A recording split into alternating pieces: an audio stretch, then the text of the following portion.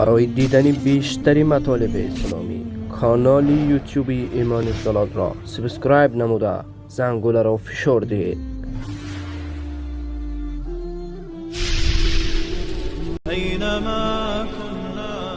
شبکه توحیدی ایمان زلال تقدیم می کند.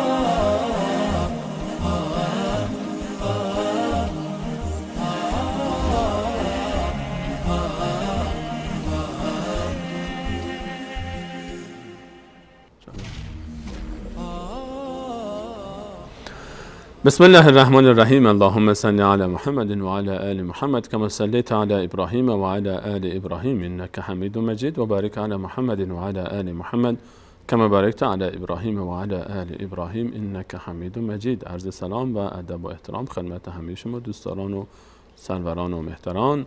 الله رو بی نهایت سپاس از اینکه بعد از 2 هفته غیبت باز در محضر شما عزیزان حاضر شدیم و این فرصت و توفیق نصیب شد تا به همراه جناب دکتر نور محمد عمرایی عزیز بار دیگر میزبان خانه های شما و میهمان فضای صمیمی و پرمهر خانه شما خوبان و سروران باشیم. در آغاز از طرف خودم و به نمایندگی از شما عزیزان خدمت جناب دکتر عرض سلام و ادب دارم و خوش آمد میگم حضورشون رو در استودیو بعد از 2 هفته غیبت. خوش آمدید جناب. خیلی خیلی ممنون. بنده هم عرض ادب و سلام دارم هم خدمت شما و هم خدمت عزیزان دستاندرکار شبکه و هم خدمت دوستان و عزیزان بیننده. حقیقتش 2 هفته دوری شما واسه ما سخت بود، اما به هر حال الحمدلله خدا رو شاکریم که باز هم فرصتی در اختیار گذاشتن دوستان و عزیزان که در خدمت شما باشیم. در خدمت هستیم استاد سلیمان. من این 2 هفته هی تکرار کردم انداختم گردن شما تا یک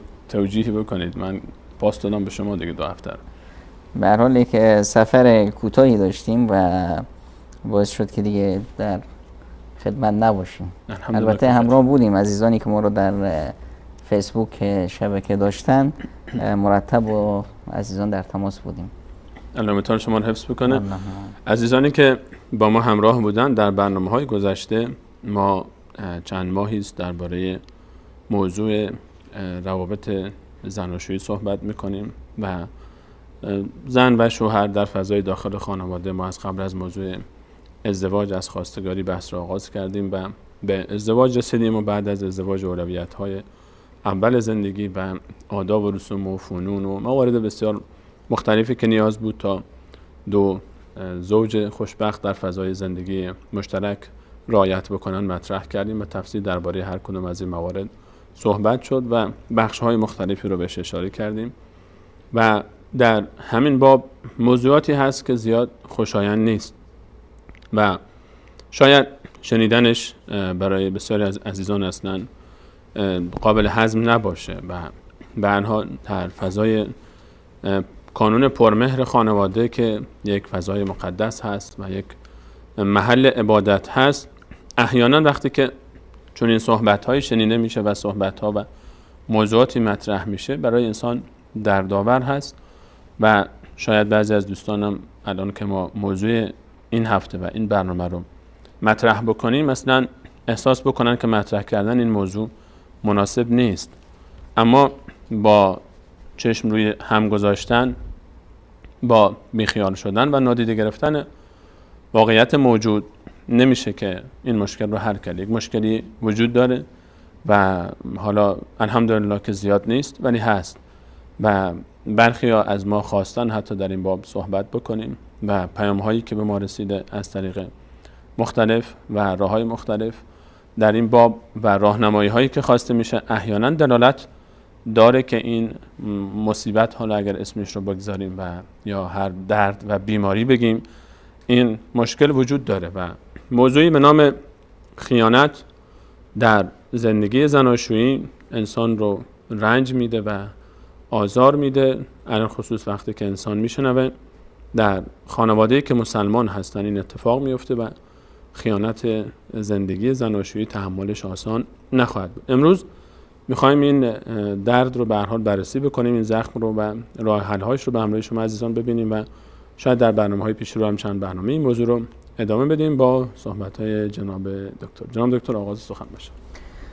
بسم الله الرحمن الرحیم، الحمدلله و الصلاة و السلام علی حبیبنا و مولانا رسول الله و علی آله و صحبه و من والا. همونطور که جناب استاد بزرگوار سلیمانی عزیز مطرح کردن، حقیقتش هم وقتی که بحث خیانت مطرح میشه یک نوع به اصطلاح دلهره شدید، یک نوع هیجانی در محیط خانوادگی پیش میاد. اما من میخوام که با یک دید جدید با این معضله اجتماعی آگاه بشیم و اون اینه که به اصطلاح ما به اصطلاح بیشتر موارد ما خودمون رو قاضی قرار میدیم، یه موردی رو پیش میاد یا تصور میکنیم که گمانش هست که پیش اومده باشه یا شکی به وجود میاد یا گفتگویی بگو مگویی مطرح میشه و یه احکامی رو ما صادر میکنیم، افرادی رو متهم میکنیم به خیانت، حالا بوده یا نبوده یا به چه صورت بوده. همه اینها ببینید ما قاضی نیستیم و این حکم که به اصطلاح ما بگیم که فلانی خیانت کرده، این حکم رو باید قاضی محکمه صادر کنه که بعد از اون حق داره به اصطلاح یک نوع عقابی، یک نوع بازخواستی، یک نوع چیزی قرار بده. ما محیط خانواده خیانت مثلا چی هست؟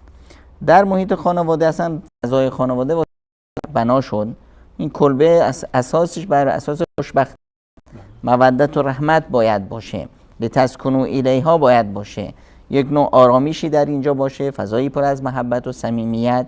حالا این فضای محبت و صمیمیت رو هر چیزی که این فضا رو به هم بزنه اون یک نوع معضله هست، یک نوع موردی هست که باید درمان بشه و حل بشه. اینی که من بگم که مثلا خیانتی صورت گرفته، خیانت به کی؟ خب اینجا اگر خیانت هست در این فضا، فضایی که وجود این فضا خداوند این اجازه رو داد که ما این فضای خانواده رو به وجود بیاریم، بر مبنای میثاق غلیظی که با خداوند امضا شد این رابطه شروع شد و رابطه محرمیت به وجود اومد. حالا هر چیزی که این رابطه رو خدشه‌دار بکنه یک گناه هست و یک معضله هست و یک خیانت هست بر این میثاق، نه خیانت به من. یعنی اینی که به اصطلاح شوهر بگه که همسرش بهش خیانت کرده یا مثلا همسر بگه که شوهرم بهم خیانت کرده، در واقع خیانت به طرف نیست، خیانت به اون میثاقی است که با خداوند امضا شده، یعنی یک گناه بزرگ هست. اگر ما با این خیانت به این صورت برخورد کنیم که شوهر من که عزیز من هست، به اصطلاح غیر از اون من ندارم، محبت و عشقش تو دلم هست، پدر فرزندانم هست، عزت و شرافت من به اون گره خورده، دوچار یک گناه شده، یک گناهی رو مرتکب شده. یک گناهی رو مرتکب شده. بله گناه بزرگی هست، گناه کبیره هست، بازخواستش هم پیش خداوند بزرگ هست و اگر یک قضاوت عادلانه ای می بود و دلیل و ثبوتش ثابت می بود که در دنیا هم بازخواست بسیار سختی داره. بله. خب پس کیفرخواستش خیلی به صورت سخت هست. اما من اینجا نقش من چی هست؟ یعنی به خصوص خانم ها، چون که این اصلا این معضله اجتماعی بیشتر آقایون متهم میشن بهش و آقایون درگیرن باشه. به خاطر چی؟ این طبیعت هم هست، این طبیعت به اصطلاح مرد یک طبیعت تعددگراست. بله. مرد بیشتر به دنبال به اصطلاح یک تنوع هست، افراد جدید به اصطلاح میخواد تجربه کنه. بعدش هم چی؟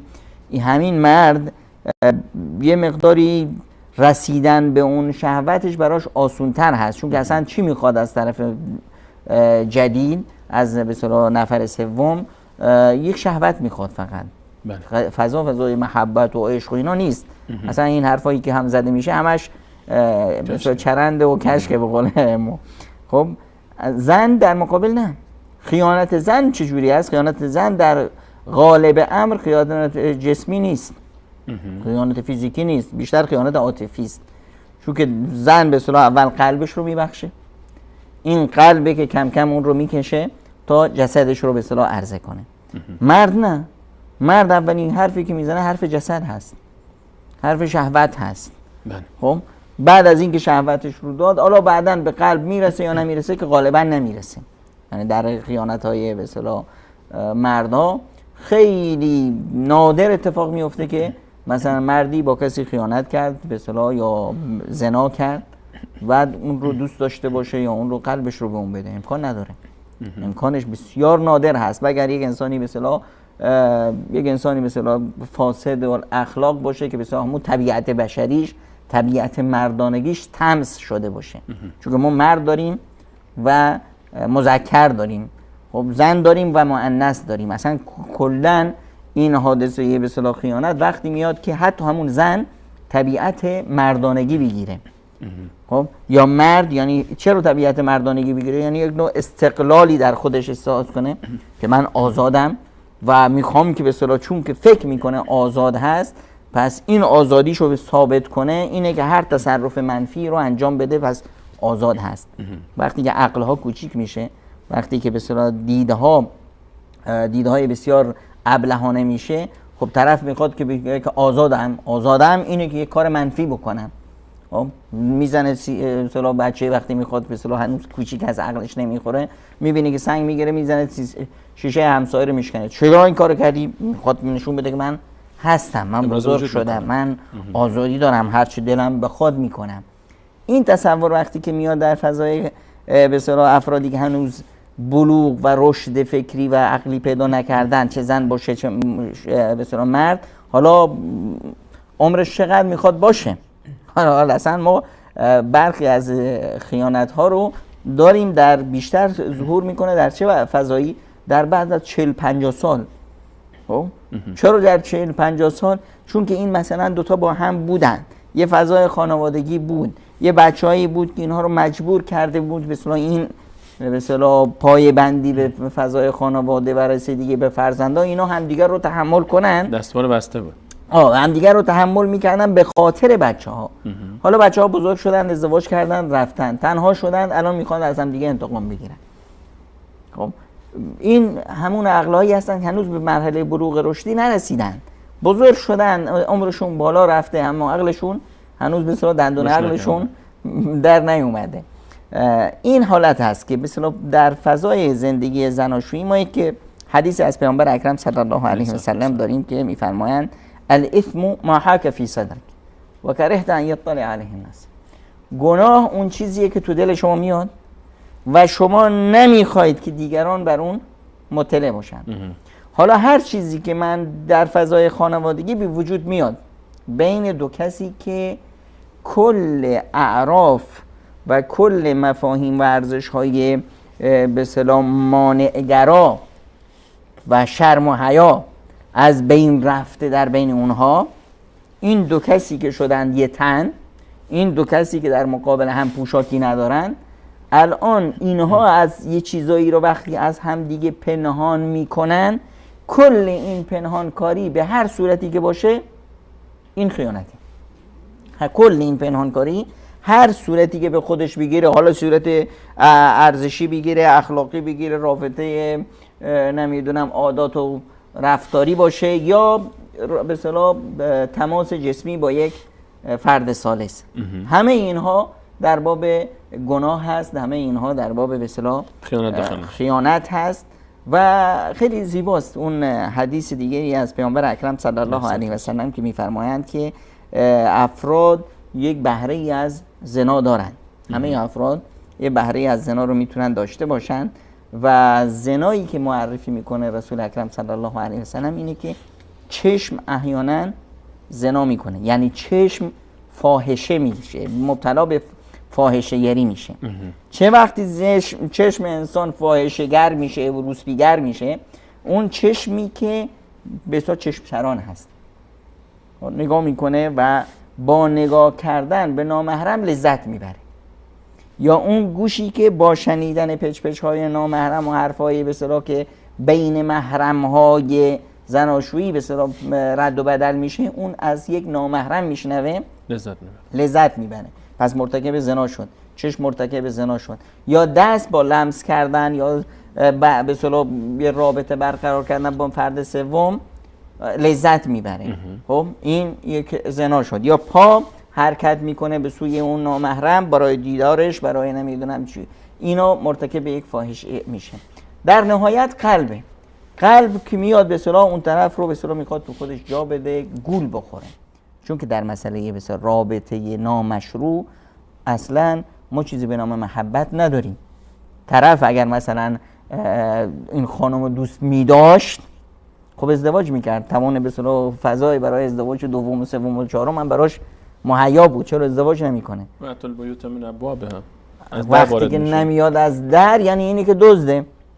خب وقتی که دزده یعنی دلهره داره، از هر به اصطلاح صدایی، از هر چیزی به اصطلاح میترسه. حتی در رابطه نامشروع اشباع عاطفی نمیشه. در رابطه نامشروع اشباع جسدی میشه. حتی اشباع عاطفی نمیشه. اشباع عاطفی همیشه در فضای امنیت میاد، در فضای زندگی زناشویی میاد، زندگی که یک رسمیتی داره. واسه همین هم حتی در فضایی که به اصطلاح یک نوع فساد اجتماعی هست، میخوان این فساد اجتماعی یک جوری ماسمالیش کنن، رنگ و بوی شرعی بدن که طرفین به اصطلاح احساس آرامش بکنن. مثلا در ایران وقتی میخوان که روسبیگری رو به اصطلاح رشد بدن، خب روسبیگری رو نمیشه در طرف میاد اشباع جسمی میشه اما اشباع عاطفی نمیشه، دلهره داره. میاد آقا میگن که آقا این اسمشو بذاریم صیغه، اسمش رو بذاریم نمیدونم یه چیزی بذاریم که این دو طرفی که مرتکب یک گناه میشن احساس امنیت بکنند، احساس آرامش کنند، ضمیرشون اونها رو تأنیب نکنه تا بتونن به اصطلاح لذت ببرن. خب در غرب هم همینطور میخوان که با یک مفاهیم کجکوله‌ای که به زور به خورد جامعه میدن که این رو به اصطلاح بهش برسونن که تو داری یه کاری که میکنی عرف جامعه شده، آقا این کار اشکالی نداره، بیانگر آزادی فردی است، آزاد باش. یه جوری میکنن تا، چون که وقتی که اشتباه فقط اشتباه جسدی باشه، خب اشتباه جسدی رو طرف میتونه با 1000 راه و رسم دیگه به دست بیاره. یک نوع به اصطلاح لغزش هایی که حتی کودکان هم بهش میتونن مبتلا بشن، خب به اشتباه جسدی میرسن. مونده اون فضای اشتباه به اصطلاح عاطفی که از راه حرام یا از راه نامشروع به دست نمیاد. اینه که در قضیه به اصطلاح یک فضایی که ما به وجود آوردیم، فضای خانواده، هر چیزی رو نباید باعث به اصطلاح، یعنی حتی اگر خیانتی صورت گرفته که با همون مفهومی که ما در فرهنگ خودمون داریم، یعنی این خیانت به معنای این نیست که این زندگی رو متلاشی کنیم. خب متاسفانه ما با همین بحران روبرو هستیم که بله خیلی چیز سختی هست برای هر یک از طرفین. خیلی مشکل است که وقتی خانمش به اصطلاح میفهمه که یا گمان میکنه که شوهرش با کسی دیگه رابطه داره، خب میزان این رابطه چقدر هم باشه، یا حتی وقتی که شوهر احساس میکنه که زنش به گونه‌ای با اون رو راست نیست، احساس یک نوع بی‌وفایی درش میکنه، خب براش سخته. اما این رو وقتی که ما بیایم درست مدیریت بکنیم و این رو به عنوان یک بیماری تلقی بکنیم، به عنوان یک به اصطلاح حرکت گناهی که این فرد مرتکب میشه تلقی کنیم و در پی درمانش باشیم، بهتره. یا حتی اگر نخواهیم در پی درمانش باشیم، میخوایم که اصلا این فضا رو جدا بشیم ازش، خب آیا مثلا وقتی ما میخوایم که به اصطلاح از زنمون یا از شوهرمون جدا بشیم، آیا باید بلندگو بگیریم، جار بزنیم؟ و اگر این کار رو کردیم چه لطمه هایی به خود ما وارد میشه. تصور کنید که یک زنی از شوهرش طلاق میگیره، همه جا هم پر کرد که این شوهر رو من طلاق دادم یا ازش طلاق گرفتم. به خاطر چی؟ به خاطر انحراف جنسی یا به خاطر نمیدونم روابط نامشروع و خیانت در مسائل زناشویی. خب بقیه‌اش چی میشه؟ پیامدهای بعدیش رو وقتی نگاه میکنیم از این بحرانی تره. تمام جامعه دونستن که خانم فلانی شوهرش بدکاره بود. پس آیا تصور میکنیم بعد از این کسی بیاد خواستگاری این زن؟ خودش هم میذاره زیر سوال. چرا شوهرش بدکاره بود؟ پس معنایش اینه که این زن حتما مشکلی داشته. یه مشکلی داشته حتما. یعنی مثلا روش میاد. حالا این زن پاکترین زن جامعه هم باشه، اما جامعه این کاری که انجام داد باعث شد که یک نوع واکنش منفی در جامعه سبز بشه. خب فرزندان این خانواده چی میشن؟ همه جهان دونستند که آقا این دختر باباش بدکاره بود، این پسر باباش بدکاره بود. بعد از این کسی مثلا با اینها روابط درست میتونه داشته باشه؟ آیا کسی به اینها زن خواهد داد یا از اینها ازدواج خواهد کرد با این خانواده؟ یعنی اینی که ما باید ببینیم که به اصطلاح خداوند یه چیزایی رو که به اصطلاح پوشونده، رابطه بنده با خداش هست، با ما نیست. وقتی خداوند اون رو پوشونده، من چه حقی دارم که به اصطلاح ستری رو که خداوند گذاشته برملا کنم؟ درسته من یه چیزی رو کشف کردم، یک جنایتی رو من کشف کردم، اما قبل از من خداوند این رو میدونست. بله. خب خداوند با وجودی که آگاه هست و خداوند با وجودی که قدرت داره اون رو بازخواست بکنه در دنیا، رسواهش بکنه، این کار رو نکرد. من چه حق دارم این کار رو بکنم؟ اینی که ما باید بدونیم که ما کجای این معادله هستیم.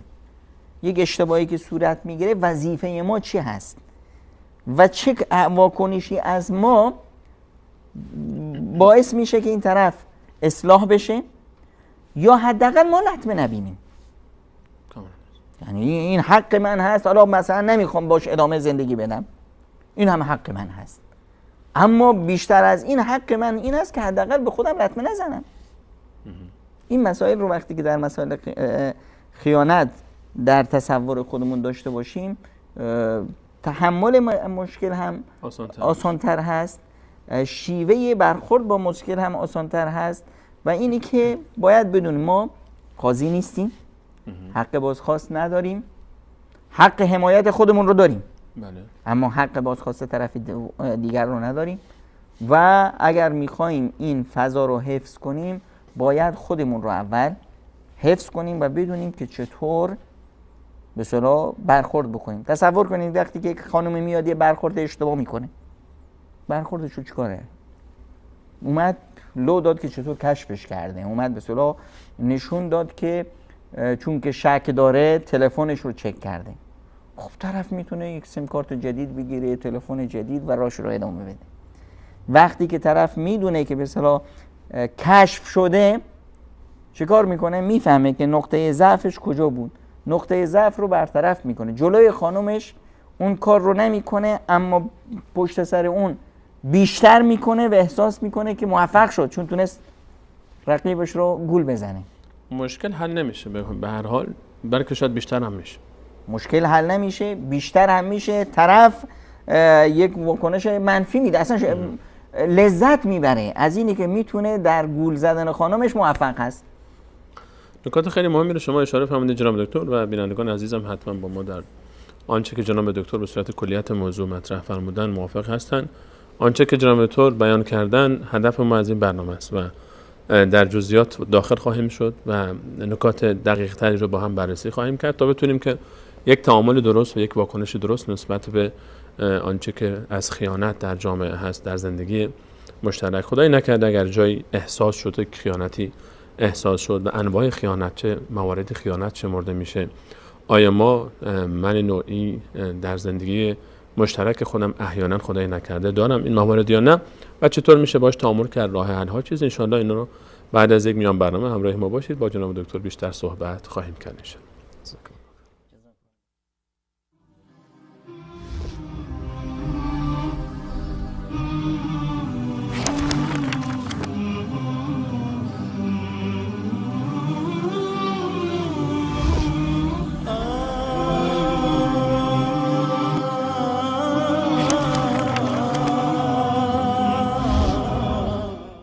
ازدواج موفق. عن أبي هريرة رضي الله عنه عن النبي صلى الله عليه وسلم قال: تنكح المرأة لأربع: لمالها ولحسبها وجمالها ولدينها، فاظفر بذات الدين تربت يداك. در صحیح بخاری حدیث شماره 5090 و صحیح مسلم حدیث شماره 1466 ابو هریره رضی الله تعالی عنه روایت می کند که پیامبر صلی الله علیه و آله و سلم فرمودند: زن به خاطر 4 چیز نکاح می شود. یکی به خاطر مال و ثروتش، دیگری به خاطر نسب و نجابتش، و آن یکی به خاطر زیبایی و جمالش، و یا به خاطر دین و ایمانش. پس زن دیندار را انتخاب کن تا سعادت واقعی نصیبت گردد. آداب همسرداری. عن أنس رضي الله عنه قال: من السنة إذا تزوج الرجل البكر على الثيب أقام عندها 7 وقسم، وإذا تزوج الثيب على البكر أقام عندها 3 ثم قسم. در صحیح بخاری حدیث شماره 5214 انس رضی الله تعالی عنه روایت می کند: از سنت پیامبر صلی الله علیه و آله و سلم است که وقتی انسان دوشیزه‌ای را بر زن بیوه قبلی خود بگیرد 1 هفته پیش او بماند. بعد از پایان 1 هفته باید وقت خود را بین زن جدید و قدیمش تقسیم کند. ولی اگر زن بیوه‌ای را بر زن دوشیزه قبلی خود بگیرد 3 شب پیش این عروس بیوه باقی بماند و بعداً وقت خود را بین آنان تقسیم کند. عن عطاء رحمه الله قال: حضرنا مع ابن عباس رضي الله عنهما جنازة ميمونة رضي الله عنها بسرف، فقال ابن عباس رضي الله عنهما: هذه زوجة النبي صلى الله عليه وسلم، فإذا رفعتم نعشها فلا تزعزعوها ولا تزلزلوها وارفقوا، فإنه كان عند النبي صلى الله عليه وسلم 9، كان يقسم ل8 ولا يقسم ل1. در صحیح بخاری حدیث شماره 5067 و صحیح مسلم حدیث شماره 1465 عطا رحمه الله نقل می کند: با ابن عباس رضی الله تعالی عنهما بر جنازه ام المؤمنین میمونه رضی الله تعالی عنها همسر پیامبر صلی الله علیه و آله و سلم در محلی بین مکه و مدینه به نام سرف حضور داشتیم. ابن عباس رضی الله تعالی عنهما فرمود: وقتی که جنازه او را بلند کردید به آرامی و احترام آن را بلند کنید و آن را تکان ندهید و به احترام و متانت با آن رفتار کنید، همانطوری که در زمان حیاتش نسبت به او احترام می کردید.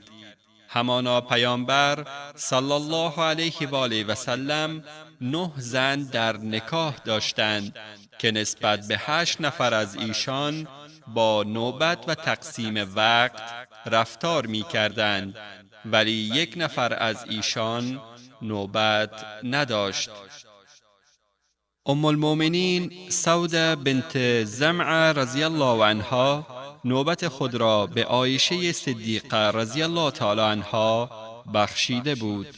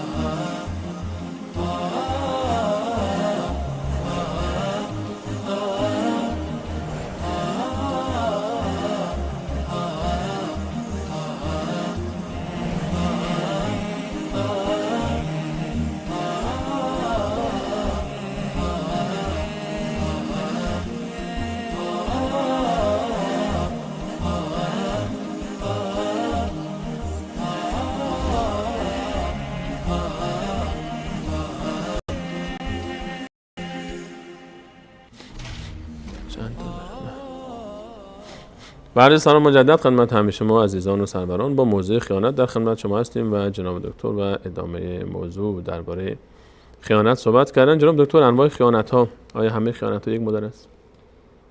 در قضیه مثلا زندگی مشترک، هر آنچه که گفتیم که نباید از محیط خانواده بره بیرون، یا یکی از طرفین خوش نداره، ناراحت میشه، باعث به اصطلاح احساس میکنه که اون محدوده خاص هست، خب این رو تجاوز کردن یک نوع خیانت شمرده میشه در به اصطلاح در عرف خانوادگی، گرچه که این به اصطلاح گفتیم که رابطه بنده است با خداش. بله. اما خب در همین حقوق مشترک یه مسائلی هست که به طرف مقابل برمیخوره. یکی از مهمترین نقطه هایی که به اصطلاح مطرح میشه قضیه فاش کردن روابط خانوادگی است. محیط خانواده یک محیط بسته است، یک قفل بزرگی داره که این قفل کلیدش با 2 تا به اصطلاح بسمه یا با 2 تا اثر انگشت باز میشه، هم شوهر هم زن. یکی از طرفین اگر این رو باز کرد، خب خیانت شمرده میشه. کل اون ماجرایی که مشترک هست، وقتی که به اصطلاح 2 نفر با هم ازدواج میکنن، خب هندونه باز میشه.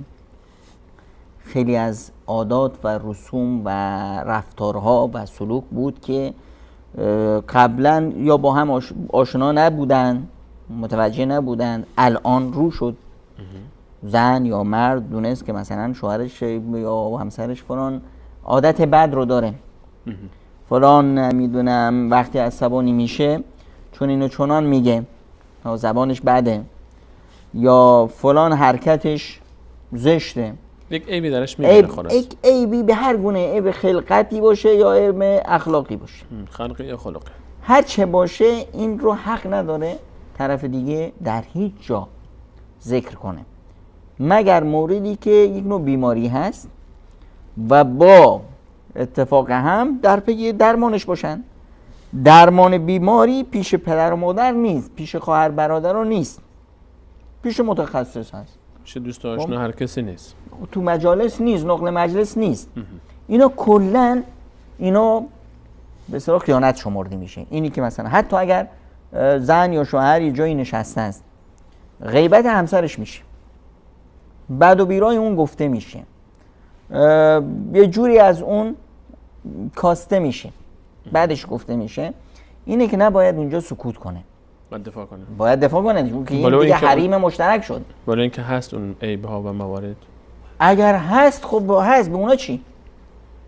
زن منه این عیب رو داره، به شما چی؟ تو این مجلس چرا این مطرح بشه؟ خب اما اگر این دفاع نکرد، خب این به شوهر میرسه که در مجلس فلانی خانمت بود، خاله همچی حرفی زد. باید خاله، عزیز، دوست، همه باید بدونن که ما یک چارچوبی داریم که به هیچ که اجازه نمیدیم در این به اصطلاح فضا مداخلت کنه. این محدوده خاص زندگی مشترک، این محدوده خاص زندگی مشترک هست. حالا مثلا یه وقتی هست که پدری یا مادری اشتباه میکنه، یه همچین مورد رو مطرح میکنه در اون فضا، اون طرف حالا نمیخواد که رد بزنه، نمیخواد که به اصطلاح دفاع کنه، احترام طرف مقابل رو میخواد نگه داره، حداقل کاری که میتونه بکنه به عنوان اعتراض اون مجلس رو ترک کنه. تا وقتی که به شوهرش میرسه یا به زنش میرسه که به اصطلاح همچین حرفی در مورد شما زده شد، فلان کس زد که یک پیر مردی بود یا یک سال خورده ای بود و احترامش واجب بود و فلان، همسر اون فضا رو ترک کرد تا همه بفهمن که این معترضه بر این رفتار. این مسائل به اصطلاح عادی هست. اما یه مسئله دیگه هم هست که خیلی مهم هست، اون مسائلی که به اصطلاح برمیگرده به اتاق خواب، روابط به اصطلاح خیلی بسته زناشویی، روابط به اصطلاح نزدیکی. این روابط نباید به هیچ عنوان در تحت هیچ شرایطی درس کنه به بیرون. خب حتی رسول اکرم صلی الله علیه وسلم فرمودن از بدترین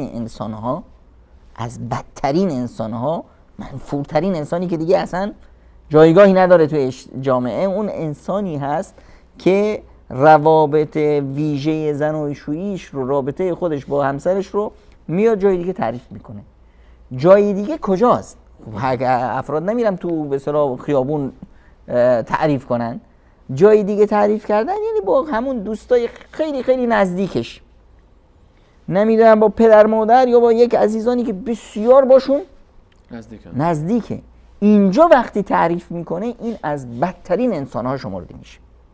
حتی وقتی یک خانمی اونجا بود این حرف رو شنید از رسول اکرم صلی الله علیه و سلم، فرمودند که گفتن که یا رسول الله برخی از خانم‌ها این کار رو میکنن. پیامبر اکرم صلی الله علیه و سلم فرمودند این افرادی که این کار رو میکنن اینها مثالشون مثال اون دو تا انسان فاحشه‌ای هست که دیگه در فحش و در همه چی به مرحله‌ای از به اصطلاح رفتن کل فاقد کل ارزش‌های اخلاقی هستند که در سر خیابون میان با هم جمع میشن. تا این حد به اصطلاح مثل دو تا الاغی که سر خیابون رو هم سوارن. اینقدر این کار زشته. کجا تعریف کردن؟ در اون فضای بسیار بسیار خودمونی، بسیار دوستای به اصطلاح عزیز و نزدیک. چرا؟ چون که تو دهن هر یکی از این دوستا 32 تا دندان هست و یه زبان. یعنی این زبانه و این دندونا همه خبر شدن. حالا که شما اون چیزی که متعلق به شما بود و شما وظیفه حمایت و حفظ اون رو داشتید حفظ نکردید، حالا چه انتظار دارید از دیگران؟ حتی جناب دکتر اگر مواردی باشه که برمیگرده به ضعف جنسی و دوباره راه حل باشن، مثلا ضعف جنسی هست. ضعف جنسی یک بیماری هست و یک عیب هست. خب حالا در زن باشه یا در مرد، و یک مسئله ای هست که مشکل ساز هست در قضیه به اصطلاح زندگی مشترک. اصلا چرا طرف ازدواج کرد؟ خب یکی از مواردی که به اصطلاح باعث شد انگیزه آفرین برای ازدواج همین قضیه مسائل جنسی بود. الان این خب میتونه فضای خانوادگی رو بحرانی کنه. اینجاست که باید طرفین به همدیگه بفهمونند که این یک بیماری هست و هر بیماری درمان داره و از ساده ترین بیماری های انسان بیماری هایی که هست که متعلق هست به اصطلاح اعضای تناسلی و مجاری به اصطلاح تناسلی انسان. میرن پیش متخصص، رک و پوسکنده قضیه رو متخصص به اصطلاح مطرح میکنن و درمان میشه. رفتن پیش متخصص، پیش یک نمیدونم پزشک، خب حقتون هر یک از طرفین هست. اما اینی که بیان به اصطلاح تو خیابون مطرحش کنن، تو بین مردم مطرحش کنن، بین عزیزترین افراد مطرحش کنن، این دیگه تجاوز اون به اصطلاح مرزبندی های اخلاقی است. وقتی شما رفتید برای خیلی دوست عزیزی مطرح کردید، خب شما همونطور که اون برای شما عزیز بود، اون دوست عزیزتون یه 3-4 تا دوست عزیزتر از شما یا مثل شما رو داره. بعد هر یکی از اونها دوستای عزیز دارن. خب تو شهر میپیچه که فلانی مشکل جنسی داره. خب ببین چقدر روی روحیه اون فرد لطمه میذاره، چقدر روی به اصطلاح به هر حال این مسائلی هست. به خصوص این مسائلی هست که مجالس خوششون میاد که افراد روی این مسائل به حرف بزنن. از وقتی از دهن شما در رفت، حالا دیگه ببین که کلاغش به کجا میرسه. فقط یه روز به اصطلاح از 9 ماه ازدواج این طرفین که بگذره و بچه نیاد، ببین که چه علم چنگه‌ای به اصطلاح به پا میشه. هر جا که یک کسی میرسه باز از باب دلسوزی، آقای فلانی یه دکتر خوب سراغ دارم، خب چی خبره؟ شنیدم که شما مشکل جنسی دارید، نمیدونم فلان. ببین که به اصطلاح چه آبروریزی میتونه داشته باشه. همه این مسائل یه محدودیتی داره که نباید به اصطلاح تجاوز بشه، پخش بشه. هر گونه پخش شدن این خبرها نوعی خیانت در رابطه زناشویی تلقی میشه، چون که باعث میشه که این رابطه لطمه ببینه. هر چیزی که باعث میشه رابطه زندگی مشترک تضعیف بشه یا لطمه ببینه، این یه نوع خیانت هست.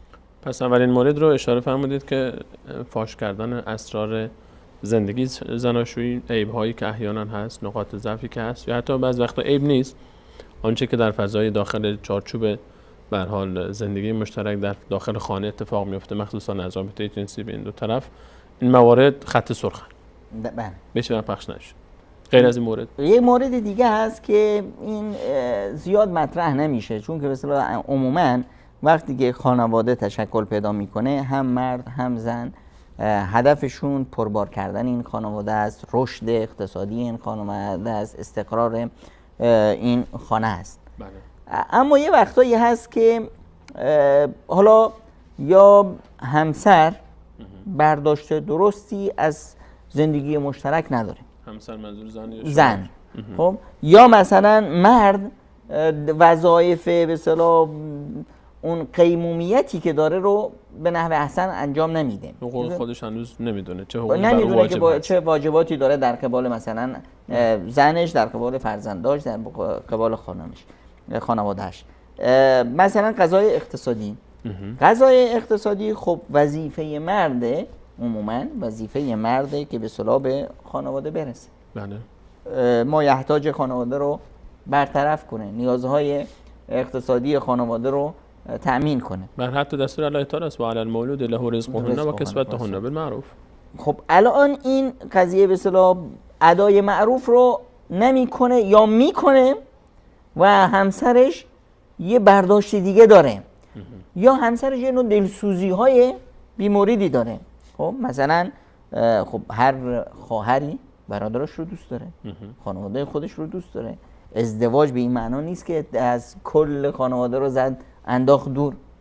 خب برادرش یک مضیقه اقتصادی هست، این بیاد مثلا از مال شوهرش بگیره بدون اجازه اون، بدون به اصطلاح مطرح کردن قضیه با اون، مثلا به برادرش کمک کنه، به یکی از خویشاش کمک کنه، به یکی از درماندگان کمک کنه. کمک کردن خوبه، رسیدن به بی‌نمایان خوبه، اما این به این معنا نیست که خونه خودت رو ویران کنی که میخوام خونه دیگری رو آباد کنن. خب در قضیه مسائل اقتصادی اینی که هم به اصطلاح خانم بیاد و تصرف نادرستی بکنه در به اصطلاح ثروتی که شوهرش جون میکنه به خاطر یک هدفی، خب چرا شوهر کار میکنه؟ حالا هدفی داره، برنامه‌ای داره برای ذخیره‌ای برای خودش گذاشته، اعتماد کرده به همسرش بیاد تصرف نادرست بکنه، این یه نوع خیانته و باعث تیره شدن روابط میشه. این مسائل مثلا مسائل مادیات همیشه المال و البنون زینت الحیات الدنیا یک نوع جایگاهی داره. حالا طرف هر چقدر درویش مآب باشه، هر چقدر مثلا از دنیا بریده باشه، باز هم اون دسترنجشه به هر حال، زحمتی کشیده برای یک هدفی.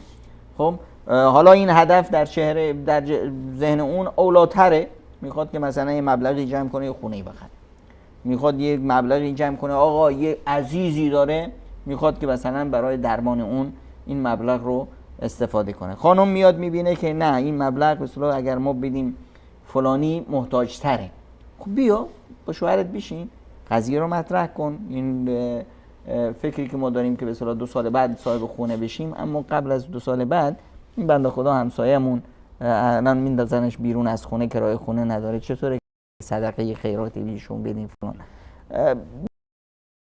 اون وقتی مطرح میشه باید در زندگی شناسایی این قضای تفاهم همه باید خیلی پررنگ باشه، در هر کوچیک و بزرگی با هم اتفاق کنند، با هم مشوره کنند، چرا که این به اصطلاح نشون میده که اینها با هم دوختن، اینها به هم نزدیکن، این اعتماد به نفس رو بالا میبره، روابط رو صمیمیتر میکنه. اما وقتی که یک زنی اومد تصرف بیجایی کرد، این پول مال خودمه، منم تو این خونه زحمت میکشم، خب یه اجتهاداتی این چنینی کرد، حتی اگر مثلا کارمند خودش، زن کارمنده به معنای این نیست که به اصطلاح اون درآمدی که داره مال خودش هست، این حسب اتفاق هست.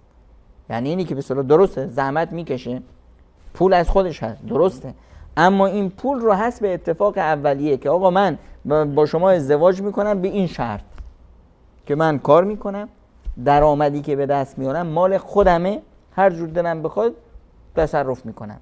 این اتفاق هست. اما اگر غیر از این اتفاق بود و طرف قبول نکرد، این زحمتی که زن میکشه، این کاری که زن میکنه یعنی چی؟ یعنی مقداری از امنیت خانواده رو به هم میریزه. این وقتی که باید صرف خدمت به خانه و خانواده میشد، وقت مشترک طرفین هست، این رو شما گرفتید رفتید کار میکنید که در مقابل این حقوقی که میگیرید بریزید وسط تا این خانه پررنگتر بشه. شوهر هم قبول کرده. بله. شوهر قبول کرده که یه چیزی از حقش رو بگذره. این حق مشترک هست، این زندگی مشترک هست. اینجا منیت ها تموم شد. حالا من قبول کردم که همسرم کار کنه. یعنی قبول کردم که کار کنه یعنی چی؟ یعنی خیلی از موارد رو من متحمل میشم. وقتی که اون نیست من باید خونه را اداره کنم. یعنی در نبود اون شوهر هم مادر هم پدر. در بازگشت اون خب خستگی هست، خیلی از حقوق رو شوهر داره تحمل میکنه. خب بعدش چی؟ که در مقابل این من این به اصطلاح گذشت رو میکنم که در مقابل این درآمد بیاد ما بتونیم با هم این خونه رو بچرخونیم. این الان زن حق نداره که خب مال خودمه، میخوام بدم به بابام، میخوام بدم نمیدونم داداش میخواد که ماشین بخره میخوام کمکش کنم، خواهرم مریضه میخواد که به اصطلاح عمل کنه من میخوام کمکش کنم. نه، اینجا باید این مسئله مطرح بشه و با هم اتفاق بکنن که بله به فلانی کمک کنیم. خب تو به خواهرت کمک میکنی، من هم یه مبلغی به خواهرم کمک میکنم، مبارک. خب هر چیزی که با تفاهم شد خوبه. اما اگر نه زن اومد تصرفاتی کرد یا حتی مرد، خب مرد هم باید تصرفاتی که میکنه مال خودش هست. در مقابل خانواده مسئولیت هایی داره، فراتر از این مسئولیت ها حقشه. حق خانواده رو به طور کامل ادا کرده، مازاد بر احتیاجش مبلغی پول داره، میخواد صدقه بده، میخواد به کسی کمک کنه. در این مورد اگر با همسرش مشوره کرد و اینا خب بهترینه. اما اگر دید نه همسرش مقداری خودخواه هست و فلان هست و یه تصرفی کرد، حقشه، همسر حق اعتراض نداره. مواردی هست که نه شوهر دستش بنده، نمیخواد به کسی بده، حتی ما یحتاج خانواده رو برآورد نمیکنه. در این موارد زن حق داره فقط به اندازه به اصطلاح کفاف خانواده، به اندازه نیاز خانواده بدون اجازه شوهر ازش بگیره، از این ثروت شوهرش بدون اجازهش حتی اون چیزی که نیاز خانواده هست اون رو بگیره و استفاده کنه برای به اصطلاح چرخوندن فضای خانواده. در غیر این موارد اون چیزی که زن بدون اجازه شوهرش، چون که شوهر الان سکاندار این خانواده شوهر هست، هر گونه تصرفاتی یعنی اینی که این کشتی دچار تزلزل میشه، ممکنه که غرق بشه. اینجاست که هر گونه تصرفات نادرستی نوعی خیانت به این میثاق غلیظ خانواده میشه و اینه که تنش‌زا هست، مشکل برانگیز هست. کوچکترین همینه که اعتماد سلب میشه. در خانواده‌ای که اعتماد سلب شد، شوهر روی زنش اعتماد نداره، نمیتونه اطمینان داشته باشه از فضای خانوادهش، این خانواده معرض فروپاشی است. واسه همین هم این تصرف رو ما نوعی خیانت در زندگی زناشویی تلقی می‌کنیم. اینم از دومین موردی بود که شما اشاره فرمودید بعد از حفظ اسرار مشترک زندگی زناشویی، بعد در مسائل مالی هم با هماهنگی و با تفاهم متقابل و شفاف عمل بکنن تا شبهه خیانت در این مورد ایجاد نشه. مورد سوم خب ازدواج کردن، خداوند بهشون فرزندانی داد. ببینید خیلی این مسئله خیلی بحران درست میکنه در خیلی از خانواده ها، چون که مثلا خیلی از عزیزان مفهوم زندگی هنوز براشون درست فهمونده نشده. اول زندگی خب دوتا با هم هستن، دل میدن و دل میگیرن. خب بچه که اومد در میان، خب این فرزند برای هر دوتا عزیزه، فرزند هر دوتاست. چون که این فرزند به مادر چسبیده و به اصطلاح تو آغوش مادره، عرفاً ما میگیم که فرزند باباست. خب حتی شرعاً میگیم فرزند به پدر نسبتش میدیم. چرا؟ چون که پدر بنده خدا دوره، نکنه که به اصطلاح اشتباه مردم اشتباه تلقی کنن بگن حالا که دوره مال مادره. نه، این فرزندی که توش آغوش مادره مال اون است، یعنی مال هر دو تاست. بمونه تو آغوش این و همون اندازه که مادر برای فرزندش حق داره، پدر هم حق داره. خب اما وظیفه اصلی مادر تو این خانواده چه هست؟ الان وظیفه اصلی مادر اینه که این فرزند رو درست تربیتش کنه.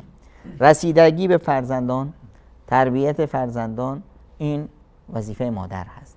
هر گونه به اصطلاح کوتاهی در این نوعی خیانت شمرده میشه. به خصوص وقتی که مثلا مادر بخواد که بعضی از مادرها هنوز نمیدونند که بچه ها هم انسانند، عقل دارند، شعور دارند، رشد میکنند. مادرایی که مثلا از کودکی میان همیشه یا در فضای خانواده که میشد مثلا میخواد که به فرزندانش برسونه که بهشون بیشتر میرسه از پدر. یه کوچیکی بزرگی میشه، پدری که تصرفی میکنه فوراً مثلا بدی پدر رو میگن، از فرزندانشون دفاع میکنن. این فرزندان فردای روزگار فرزندان خوبی برای مادر نمیشن. این فرزندان برخلاف تصوری که مادر داره، این فرزندان فردا هر نوع شکستی که تو زندگی دارن میندازن گردن مادرشون. این مادر بود که نگذاشت ما رشد کنیم. بنده خدا بابا خیلی زحمت میکشید، خیلی ما رو دعوامون میکرد به خاطر مثلا این کار رو کردن، به خاطر پایبند بودن به ارزش‌های اخلاقی، به نمیدونم رسیدن به عبادت، نماز، روزه، نمیدونم تعلیم، آموزش. اینا مادر به خاطر یک نوع دلسوزی‌های ابلهانه اونها رو از پدر میخواست دور کنه، نشون بده که من بیشتر دوستتون دارم. یا مثلا در فضایی که پدری کاری میکنه بدی پدر رو گفتن، در نبود پدر بدی پدر رو گفتن.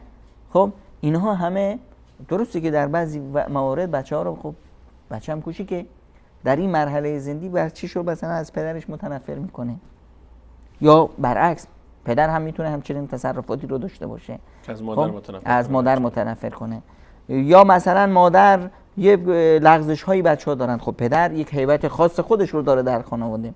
برای تربیت فرزندان باید مادر همگام با پدر حرکت کنه و قضیه تربیت یه مقداریش عاطفی هست که مادر در این زمینه بیشتر نقش داره، یه مقدارش منطقی و عقلانی هست که اینجا پدر بیشتر نقش بازی میکنه. اینه که پدر هیبت خاص خودش رو داره، مادر اون هیبت رو نداره. مادر باید از این هیبت پدر استفاده کنه در فضایی که مثلا فرزند یک نوع لغزشی دچار یک اشتباهی شد، مادر بیاد بگه که من به پدر نمیگم. خب مخفی کنه. این خب چی میشه؟ این بچه منحرف میشه، انحراف اخلاقی پیدا میکنه، انحراف جنسی پیدا میکنه، نمیدونم روابط نامشروع این بر اون بر میگیره، نمیدونم فلان، هزار یک مورد. همه اینها اگر مادر درست رفتار نکرد، این نوعی خیانت در مسائل زناشویی میشه، نوعی خیانت به زندگی زناشویی است. این یک رابطه هست، این رابطه مبنای زندگی زناشویی یکی از اهدافش همین فرزندان بودن. حالا این فرزندان رو ضایع کردن، خب باعث میشه که پدر دیگه خب از خانه و از خانواده و از زنش زده بشه.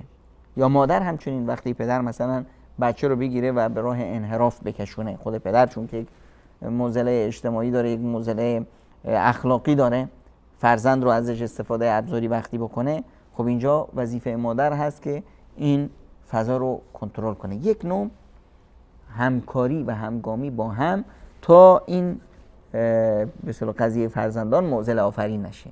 هر گونه لغزشی در این زمینه نوعی خیانت شمرده میشه. خیلی ممنون جناب دکتر. اگه اجازه بدید به همراه شما بینندگان عزیز میام برنامه ببینیم. منم گلوی تازه کنم. من از همه شما عزیزان پوزش می‌طلبم از اینکه صدای من شما رو اذیت میکنه در این برنامه. به هر حال اگه گفتم که اگر نیایم که به هر حال برنامه القا خواهد شد، با وجود این شما عزیزان حتما تحمل خواهید کرد صدای سرماخورده بنده رو. جناب دکتر سه بخش رو اشاره فرمودن، نکاتی که شاید ما خیلی‌ها از اول که شروع کردیم موضوع برنامه رو به عنوان خیانت در زندگی زناشویی اصلا شاید گمانش هم نمی‌کردیم که این موارد هم در خیانت داخل بشه. خیانت در پخش اسرار زندگی زناشویی، خیانت در مباحث مالی و اقتصادی در بین زن و شوهر و خیانت در تربیت فرزندان. و اینها هم مواردی هستن که خیانت فقط اون چیزی که ما فکر می‌کنیم از زندگی زناشویی، که وقتی میگیم خیانت در زندگی زناشویی مستقیم ذهن میره سراغ بحث فساد اخلاقی، تنها اون موضوع نیست. اینها هم مواردی هستن که انشاءالله تلاش خواهیم کرد که ما در این موارد داخل نشیم. موارد دیگری همچنان باقی مونده. بعد از میان برنامه در خدمت شما عزیزان خواهیم بود. جزاکم الله خیر.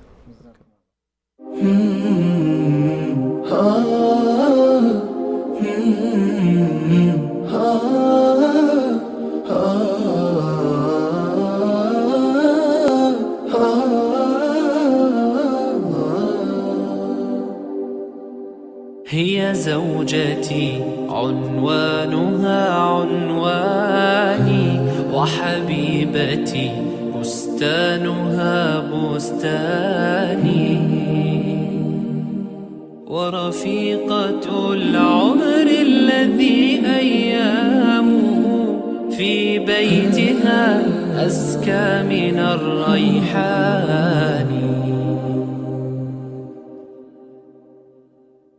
هي زوجتي عنوانها عنواني وحبيبتي بستانها بستاني ورفيقة العمر الذي أيامه في بيتها أزكى من الريحان هي أم أبنائي وروضة مهجتي وشريكتي في الفرح والأحزان هي من إذا مل الفؤاد رأيتها زهرا جديدا يانع الألوان وإذا اشتكيت من الصعاب وجدتها سهلا مريحا لين الأركان وإذا أتيت من الظهيرة متعبا كانت كأنفاس النسيم الحاني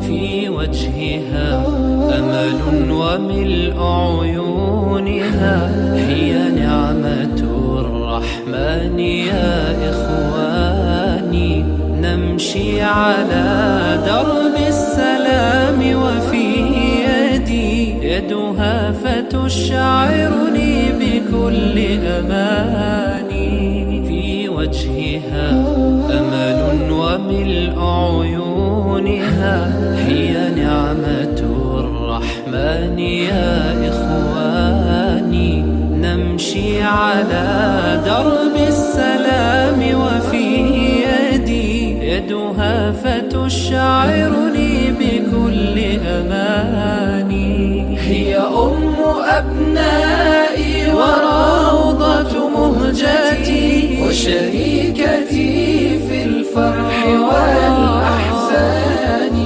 هي من إذا مل الفؤاد رأيتها زهرا جديدا يانع الألوان وإذا اشتكيت من الصعاب وجدتها سهلا مريحا لين الأركان وإذا أتيت من الظهيرة متعبا كانت كأنفاس النسيم الحاني يا رب فاملأ بالمحبة بيتنا والود والإخلاص والإيمان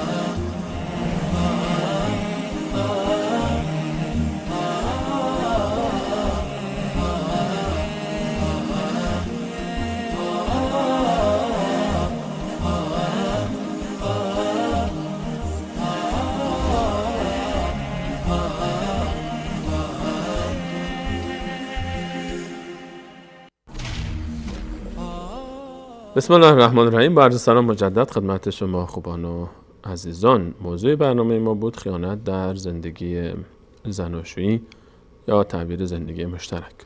جناب دکتر اشاره کردن به چند موضوع که اینها جزء موارد خیانت حساب میشه در زندگی مشترک و موضوعاتی به مانند پخش اسرار و نشر اسرار زندگی مشترک بین دو همسر، هر عیبی که در خلقت یا اخلاق خلقی یا خلقی در یکی از دو همسر هست، این رو بیرون نشر کردن و پخشش کردن و نقل محفل کردن، ولو به نزدیکترین افراد و دوستان و عزیزان و آشنایان و خویشاوندان.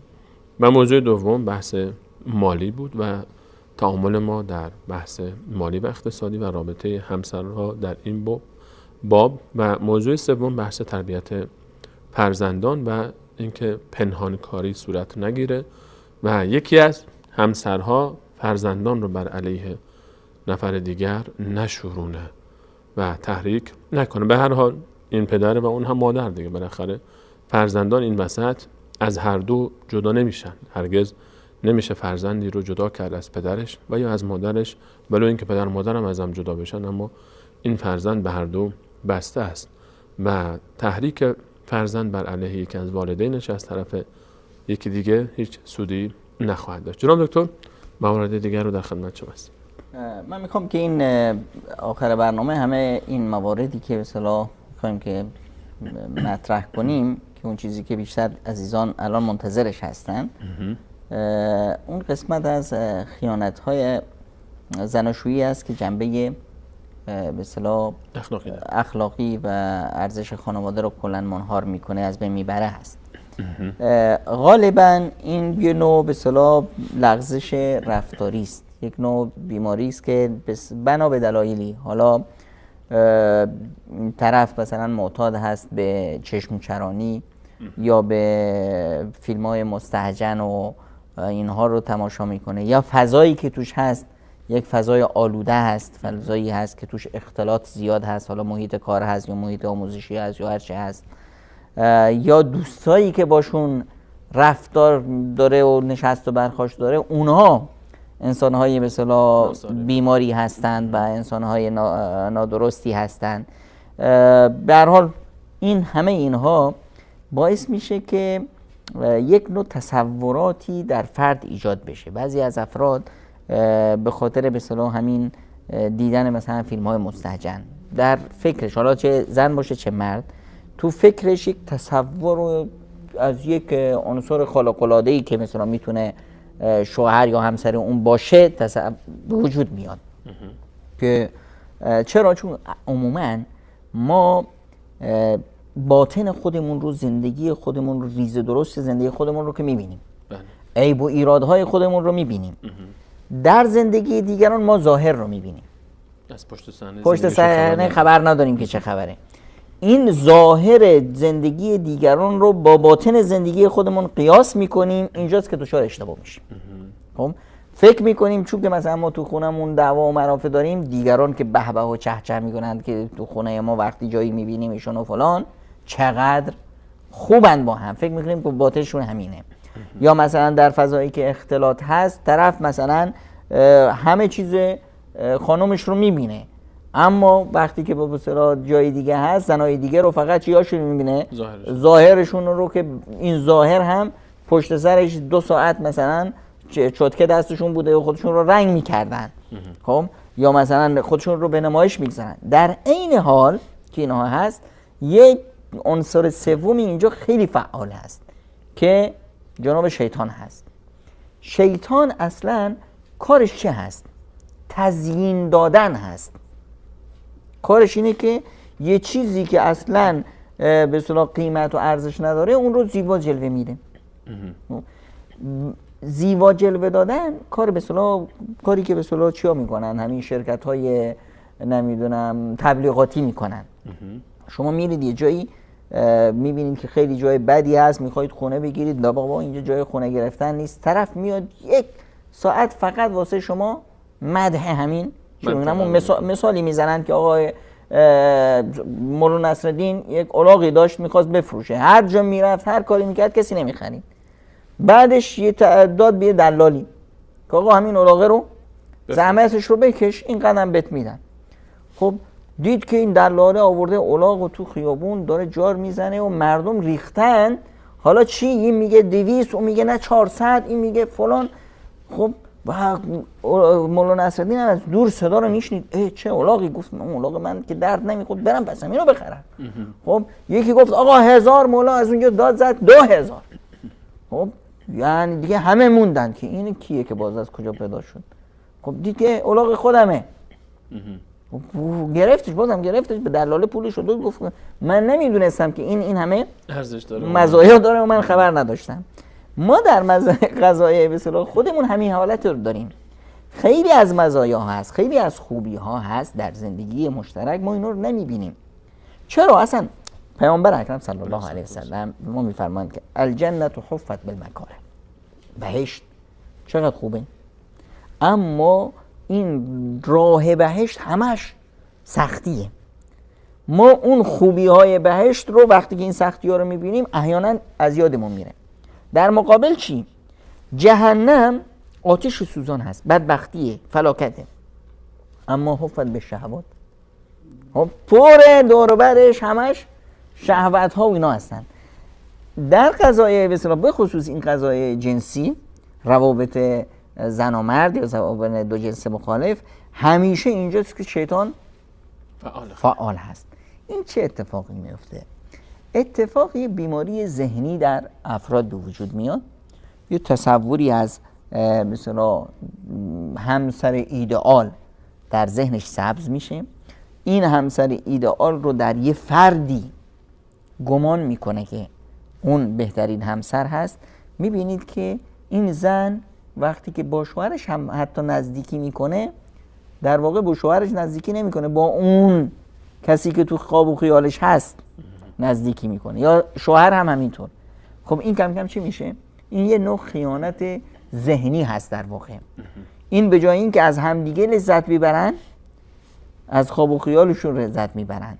این نزدیکی اینها هر روز سردتر میشه.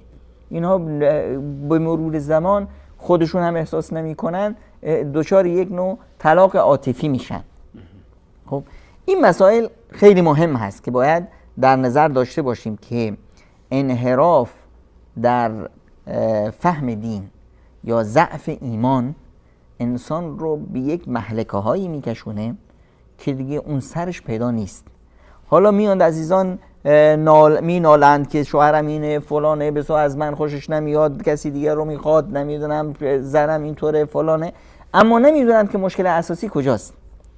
همیشه این به اصطلاح تشبیهش همونه که به اصطلاح ما ببینیم که سقف خونه آب میده، بارون اومده، بارون میچکه، میاییم همین گچبوری که خراب شده رو اصلاح میکنیم و اصل کار اینجا نیست. اصل کار باید پشت بوم رو مراجعه بکنیم، ببینیم که اونجا چه خبره. اون غیرگونی که خراب شده اون رو باید اصلاحش کرد. در زندگی چون قضیه ضعف ایمان هست، ضعف ایمان اینها رو کشونده به یک انحرافات اخلاقی، به یک چشم چرانی، به یک نمیدونم محیط فاسد. خب اون آیی که مثلا ببین بعضی از عزیزان همیشه مینالند، وقتی هم که بیشتر مراجعه میکنی به خونهش میبینی که کارشون چی است؟ تماشای فیلم های مستهجن، شبکه های مستهجن. شمایی که تو خونت شبکه مستهجن داری دیگه حق نداری که بگید که چرا من خوشبخت نیستم. شبکه مستهجن یعنی چی؟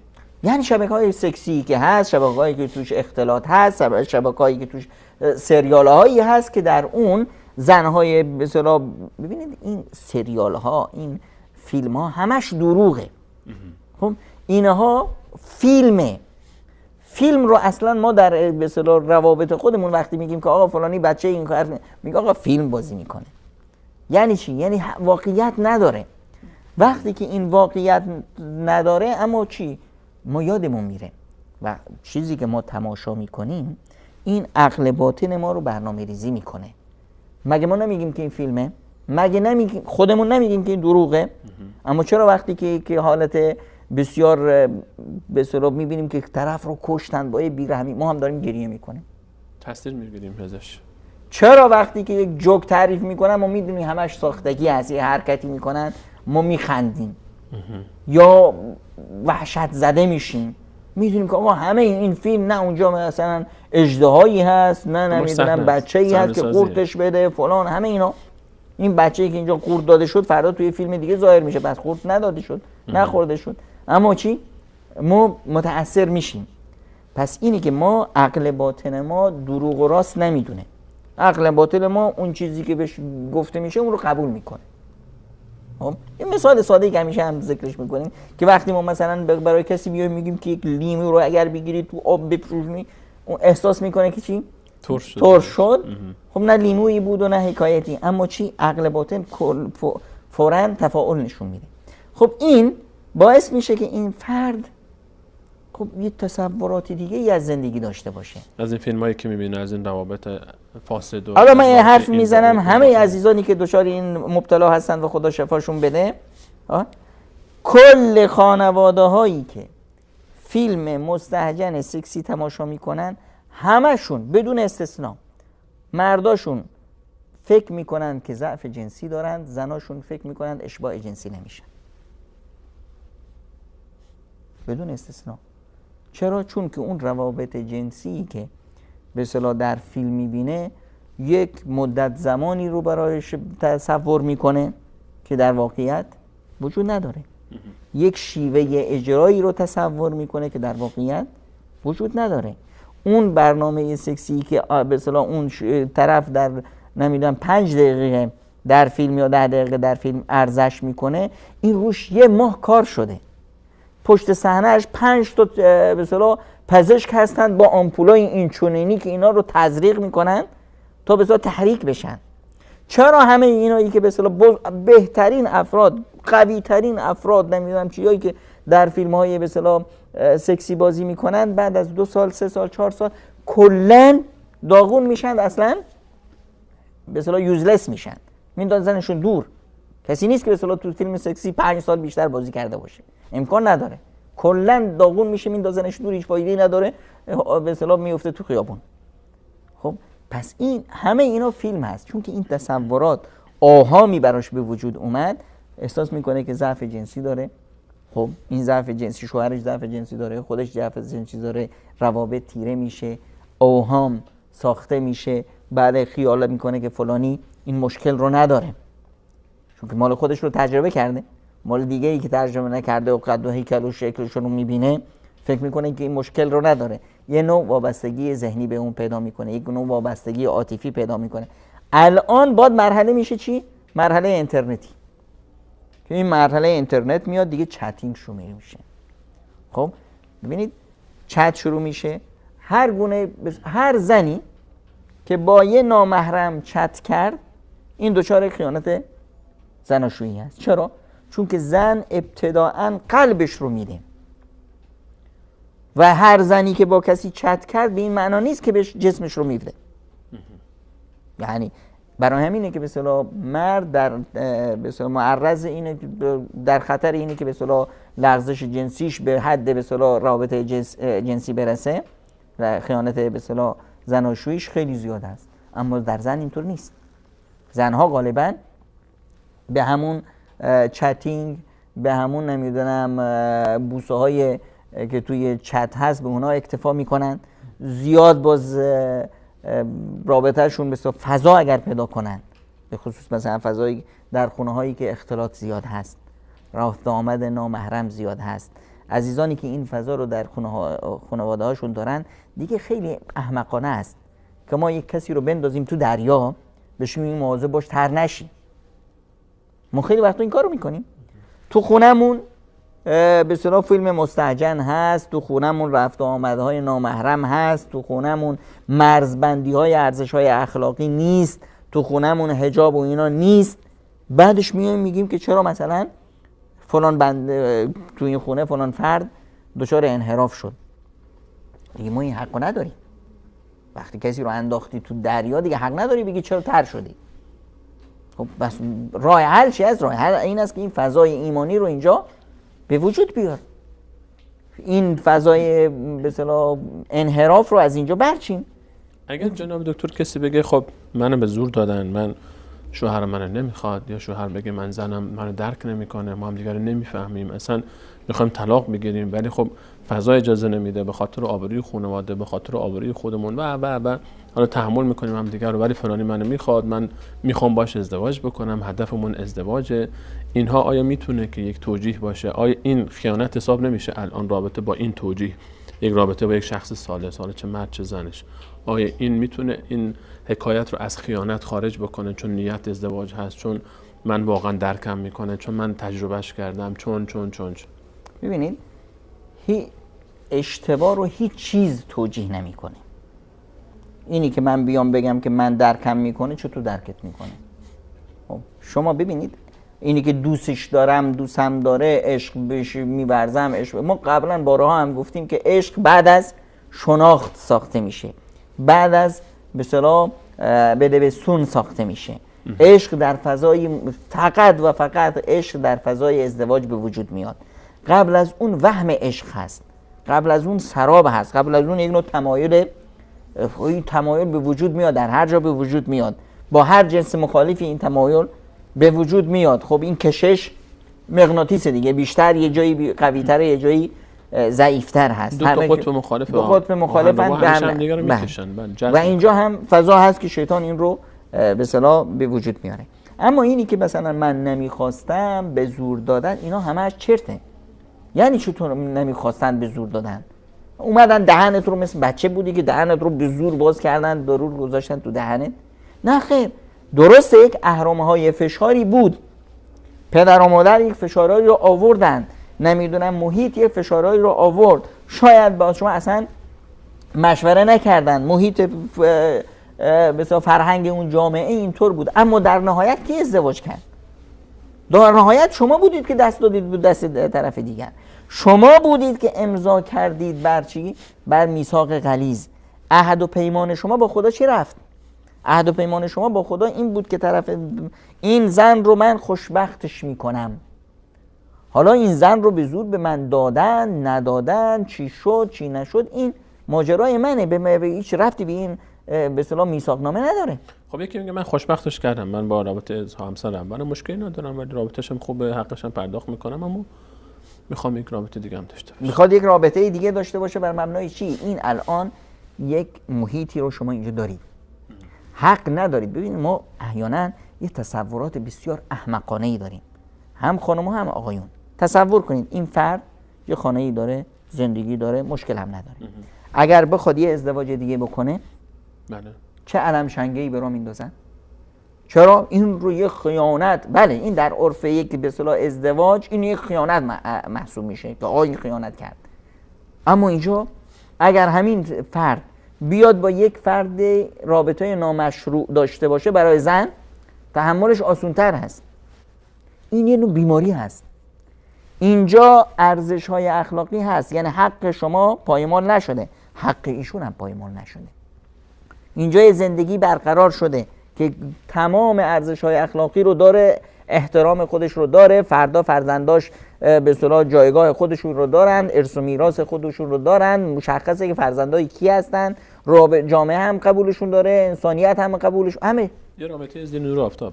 اینجا هم یه رابطه دیگه هست زیر نور آفتاب، اینجا هم حقوقی هست، ارزش‌هایی هست، خانواده‌ای هست، فامیلی هست، همه خوشند و باشند. خب این برای ما تحملش سخته، اما اگه مثلا یک نوع انحرافی باشه اون رو تحملش آسان‌تر هست. خب این در اینجا در این ازدواج نامشروع نه حقی برای اون زن هست، اون زن فقط و فقط حکم یک به اصطلاح آله شهوتی رو داره برای اشباع شهوت غریزه مرد، هیچ حقوقی نداره. فرزندانی که اینجا باشن کلا انکار میشن، حقوقی ندارن. جامعه اینجا لطمه دیده، خنجری است که جامعه رو پاره کرده و یک فسادی رو در جامعه به وجود آورده که اگر این فساد نور افتاد روش، شناخته شد، یه علم شنگهای دیگه ای میتونه به بار بیاره. این رو ما احیانا کمتر مثلا روش زوم میکنیم و این رو کمتر میبینیم. در حال این برمیگرده به چی؟ به یک نوع خللی که در افراد هست. اگر رابطه فقط در حد صحبت باشه و گفتگو باشه و یه چتی باشه و فقط در حد همین بحث به رابطه جسمی و جنسی نکشه، آیا این هم خیانت حساب میشه؟ همین رابطه چت، آیا مثلا اون طرف این چت رو جلوی همه انجام میده؟ نه. هر چیزی که محاق فی صدر، هر چیزی که تو دل آدم بیاد، تو دل آدم بیاد، اجرا هنوز نشده و نمیخوایم که دیگران بدونن، این گناه هست. خب هر این رابطه، برای چی این رابطه چون که پیامدهای بعدیش خیلی منکر است. ببینید ما یک حکم قانونی داریم که آقا شراب حرامه.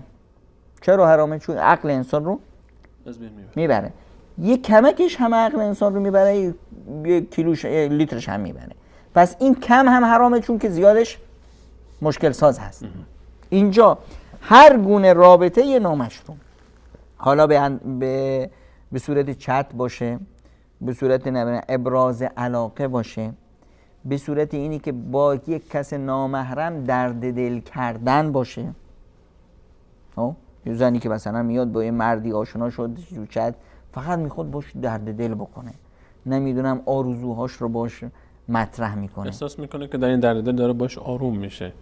همینی که هر چیزی که باعث میشه که از یک طرف سومی یه نوع لذتی ببره، یه نوع آرامیشی پیدا کنه، یک نوع به اصطلاح رابطه به اصطلاح بیگانگی رو یک مقدار کمرنگ تر کنه، کل اینا خیانت هست.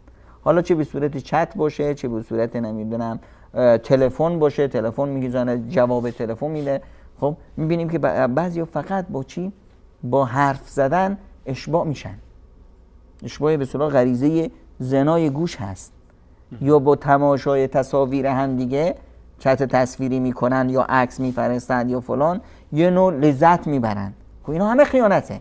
حالا چه به صورت حرف زدن باشه، چه به صورت لمس کردن باشه، چه نمیدونم به صورت عکس و دید و بازدید، چه به صورت درد دل باشه، چه به صورت ابراز نمیدونم آرزوها و فلان باشه. حالا نرسیده به چی؟ به اختیار به اصطلاح روابط فیزیکی یا جسمی. حالا اگر کسی بیاد بگه خب ما رابطه همکاری مثلا همکلاسی هستیم، یک جایی با هم آشنا شدیم، همسایه هستن، رفت آمد خانوادگی با هم داشتن، سال مریک داشتن، رابطه ما یک رابطه خیلی سالمی هست، ما رابطه خواهر برادری با هم داریم، همدیگر رو دوست داریم، هیچ وقت هم به مسائل جنسی فکر نمی‌کنیم، اصلا برامون مهم نیست این چیزا. اینو چه میگید؟ ببینید اگر به مسائل جنسی فکر نمی‌کنن و براشون واقعا مهم نیست، اینا پس باید به پزشک مراجعه کنن. اینا مریض امکان نداره شما بیایید دو قطب یکی به اصطلاح بگید آقا این آهن رو باز، این قطب منفیشه، این قطب موضوع، ببین همدیگه رو جذب نمی‌کنن، پس این آهن رو نیست. این رو باید برید به اصطلاح ببینید که مشکل این آهن رو چی است. قدرتش رو از دست داده. خب حب و شهوات یه چیزی از، اگر این حب و شهوات ندارن، اگر واقعا همچین افرادی پیدا بشه، اینها باید برن دیگه، خانواده هاشون اینا رو باید ببرن پیش پزشک. چرا؟ چون اینا هرگز نمیتونن ازدواج کنن. چرا مثلا یک فرد چرا میخواد ازدواج کنه؟ ازدواج یعنی مسئولیت پذیری. ازدواج دردسر داره. ازدواج پیامدهای خیلی مشکلی داره. خب یه جوونی که آروم داشت زندگی میکرد، یه دختری که دو خونه پدر مادر عزیز بود و شاهبانو بود، میندازه خودش رو تو یک مهلکه‌ای که در اون دیگه بگرد دنبال زندگی و دردسر. چه چیزی، چه انگیزه اینها رو باید داشت؟ همین انگیزه به اصطلاح چی؟ شهوت. درسته که انگیزه شهوت در مردها بیشتره. خب اینه که مرد دنبال چی هست؟ مردی که دنبال نفر سوم هست، اون آخه مشکلی که از خانم ها و آقایون چون که تبعی همدیگر رو احیانا نمیدونن، جوانای ما خیلی وقتا خیلی اشتباهات عمده میکنن. آقایون یا جوانای ما فکر میکنن که هر زنی دنبال شهوت هست. اونها چون که خودشون شهوت رانی در مرد غالب هست، مرد دنبال شهوتش هست، خب رابطه با فرد سوم رو هم به همین به اصطلاح فقط میخواد که یک اشباع شهوانی بشه. یه تجربه دیگه رو تجربه کنه، یه نوع شذوذ جنسی داره خودش، نه همسرش یک همسر محترم و به اصطلاح ارزشی هست، نمیتونه این شذوذ رو اونجا اجرا کنه، دنبال یک به اصطلاح مورد سوم هست که به اصطلاح اون خواسته های شهوانی که داره رو به گونه دیگه تجربه کنه. زن نه، زن بیشتر در چی هست؟ دنبال یک نوع آرامش هست، دنبال یک کسی هست که اون رو بفهمه، دوستش داشته باشه. یعنی قضیه رابطه زن یه رابطه قلبی هست. خب دنبال یک زندگی مشترک هست، مگر یک زنی که به اصطلاح کاملا منحرف باشه و تو بازار روسبیگری باشه که اون هم قضیه شهوت به خاطر چی هست؟ به خاطر نمیدونم درآمد هست. اما در غیر اینا زنهای طبیعی هرچند هم که انحراف اخلاقی داشته باشن به این مرحله نمیرسن.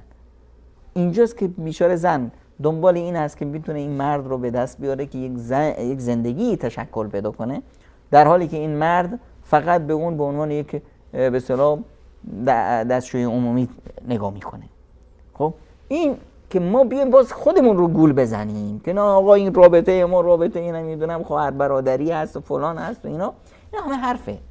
اینا برای چی هست؟ برای گول زدن خود، برای تسکین دادن اون به اصطلاح فشار روانی و ضمیری که به وجدانی که طرف رو میزنه. خب طرف وجدانش هم بیدار هست، انسان هست، خب خودش داره خودش رو تأنیب میکنه، میخواد که یک جوری خودش رو تسکین بده، میشه که بگه که این کاری که من میکنم درسته. نهایت این کار به کجا میرسه؟ میرسه به روابط جنسی فیزیکی که این دیگه مرحله ای هست که مرحله بسیار حادی هست و در این مرحله خب عموماً بیشتر افرادی که به این مرحله دچار میشن آقایون هستن. خب در این فضا چیزی که مطرح میشه مدیریت یک بحران هست.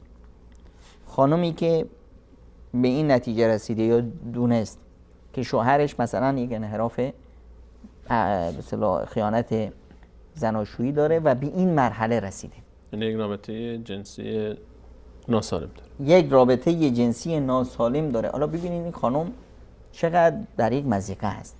اگر این خانم به اصطلاح این رو دید که به اصطلاح این یک خیانت هست به من زن، اونجاست که دیگه پرخاش میکنه و داد و فریاد برام میندازه و نمیدونم خودش رو زندگیش رو همه چیز رو به هم میریزه.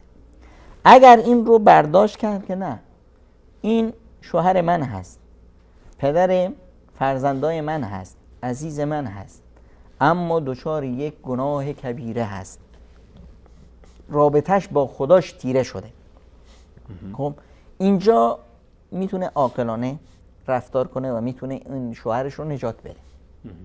اولا حق نداره که مثلا این رو فاش کنه، چون اگر فاش کنه قانونا اونجا قانونی باشه و قاضی باشه، اینجا کی مجرم شناخته میشه؟ خود زن.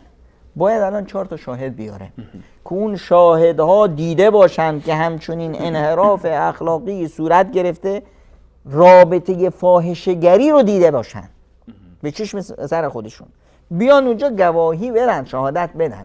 یعنی اینکه خودش بیاد شهادت بده که من دیدم، 4 بارم قسم بخوره، بار پنجمم بگه لعنت بر من اگر این دروغ باشه. این در حالتی هست که میخواد که جدا بشه، این دیگه بعدش هم کلا طلاق دیگه بعدش طلاق کامل هست. خب اما قبل از این یعنی طرف نمیخواد که به اصطلاح شما اینجا باید نگاه کنید که ببینید شوهرت مال تو هست، با عقلش مال تو هست، با قلبش مال تو هست، با عاطفه‌اش مال تو هست، با جنسش هم مال تو هست. با طرف دیگه با چی هست؟ تنها با طرف دیگه با قضای جنسی هست. نه عقلش اونجاست، نه قلبش اونجاست، نه محبت و عشقش اونجاست. امکان نداره وجود داشته باشه. میگه نه اونو دوست داره، عشق میورزه. اگر راست میگفت که عشق میورزه میرفت ازدواج میکرد. مادامی که ازدواج نمیکنه باش، یعنی اینه که عشق وجود نداره، فقط یک به اصطلاح انحراف شهوانی هست که اونجا میره به اصطلاح اون رو خودش رو اشباع میکنه. فقط بیشتر از این هیچ باهایی نداره. اگر میگیم که نمیدونم براش هزینه میکنه فلان میکنه، هزینه میکنه فقط برای شهوتش. اینجا اینی که بگه که دوستش دارم و بهش عشق می‌ورزم، اینو همه به اصطلاح بیهوده است و هیچ واقعیتی نداره. الان این خانم چی باید بکنه؟ وقتمون تمام شده جناب دکتر، 3 دقیقه هم گذشته. خب پس ما فقط میخوایم بگیم من چون نمیخوام این موضوع خیلی سریع به این راحتی در 2 دقیقه خلاصه بکنیم، ان شاءالله پس برنامه بعدی در مورد مدیریت به اصطلاح درباره این موضوعی که خیلی مهم هست و خیلی از بینندگان ما هم شاید برداشتشون این هست، بحث خیانت جنسی در رابطه زناشویی و این چیزی که شما اشاره فرمودید که اگر حالا شخص این خیانت به خود ببینه و یا اینکه این خیانت به الله متعال و رابطه زناشویی ببینه در کل، تفاوت دیدگاه ها و راه حل ها، احساس میکنم نیاز به وقت بیشتری داشته باشه.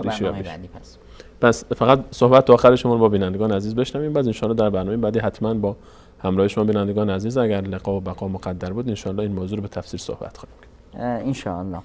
فقط من از بینندگان عزیز تمنا دارم که ما رو همراهی کنن در این مبحث، چون که رمضان هم در پیش روز و قبل از این بتونیم این موضوع رو تا حدودی جمعش کنیم و مفاهیم رئیسی و مفاهیم عمده رو جلوی بینندگان بذاریم و راه حل ها رو، و رمضان هست و انشاءالله بعد از اون توبه و یک زندگی جدید و یک میلاد نوعی رو با هم تجربه کنیم. انشاءالله در خدمت شما هستیم. با امید الله متعال. تشکر جناب دکتر از اینکه وقتتون در اختیار ما بینندگان عزیز گذاشتید.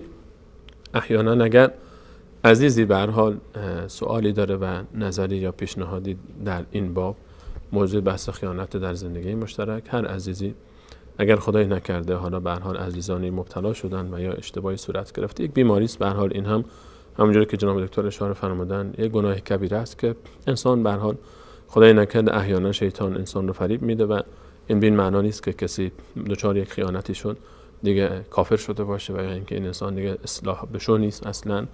و اگر عزیزی سوالی داره، نظری، پیشنهادی در انتقادی در این باب، میتونید در خلال هفته پیش رو تا برنامه بعد حتما با ما در میان بگذارید از طریق پیامگیر شبکه جانب سالق به صورت صوتی و یا SMS ما، یا از طریق صفحه فیسبوک، یا از طریق تلگرام و یا واتساپ و یا ایمیل شخصی بنده سلیمانی@salaq.tv.